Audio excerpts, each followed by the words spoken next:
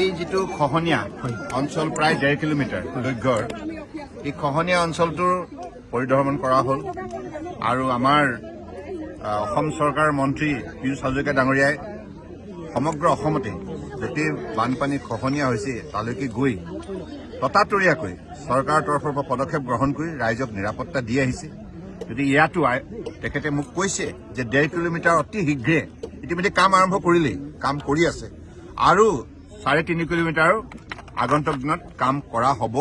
গতিকে ইয়াৰ ক্ষতিগ্ৰস্ত ৰাইজৰ বাবেও অসম চৰকাৰে ক্ষতিপূৰণ দিব। গতিকে আমি সদায় ৰাইজৰ লগতে আছো আৰু ৰাইজৰ স্বাৰ্থতে আমি নিশ্চিতভাৱে আগন্তুক দিনত নিষ্ঠাৰে কাম কৰি যাম।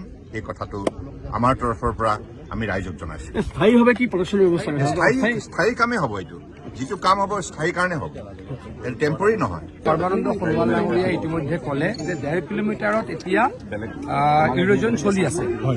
সেইখিনিতো আমি খুব ভালকে টেম্পৰাৰী যদিও খুব ভালকে কৰিম। কিন্তু মই আকৌ বাৰে বাৰে ৰাইজক এইটোৱে আপোনালোকৰ যোগেদি বুজাই আছো, এই ঘৰ বাৰিষা পাৰ্মানেণ্ট কাম কৰিব নোৱাৰো, কিন্তু টেম্পৰাৰী কামটো মানে পেলাই দিয়া কামো নহয়, তাতে ৰাখি থব পাৰো, যাতে ইয়াতে ইৰোজন আৰু নহয় ফাৰ্ডাৰ। কিন্তু মই আপোনালোকক আকৌ কৈছো যে বানপানীৰ পাছত আৰু খুব ভালদৰে প্ৰটেকশ্যন এই 1.5 কিলোমিটাৰ কৰি দিম, কিন্তু আশা ৰাখিছো 4.5 কিলোমিটাৰে কৰিম। 1.5 কিলোমিটাৰ এতিয়া গৰাখহনীয়া হৈ আছে, আমাৰ গাফিলতি হোৱা নাই, কাৰণ ব্ৰহ্মপুত্ৰৰ পানী কেতিয়াবা আমি কোনে ৰাখিবলৈ। ব্ৰহ্মপুত্ৰত ইমান বেছি সুত থাকে, আমাৰ গাফিলতিটো ক'লে মই নামানো, কিন্তু ব্ৰহ্মপুত্ৰৰ সুত বহুত বেছি। কেতিয়াবা এটা দুটা কামত আমি ফেইল হওঁ, আমি 90% কামত ছাকচেছ হওঁ, 10%ত ফেইল হওঁ।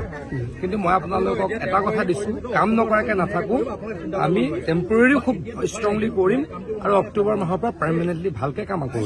শদিয়াৰ পৰা ঢলাৰ পৰা আৰম্ভ কৰি ইয়ালৈকে গোটেইখিনি চালে, সকলোতে কাম হৈ আছে। চাওক, আমি খুব বেছি এই অঞ্চলটোত আপোনালোকে একেবাৰে শদিয়াৰ পৰা ডিব্ৰুগড়লৈকে চাওক, বগীবিললৈকে খুব বেছি ক'ৰবাত 2 কিলোমিটাৰ 3 কিলোমিটাৰ বাদ দি সকলোতে প্ৰটেকশ্যন হৈ গ'ল।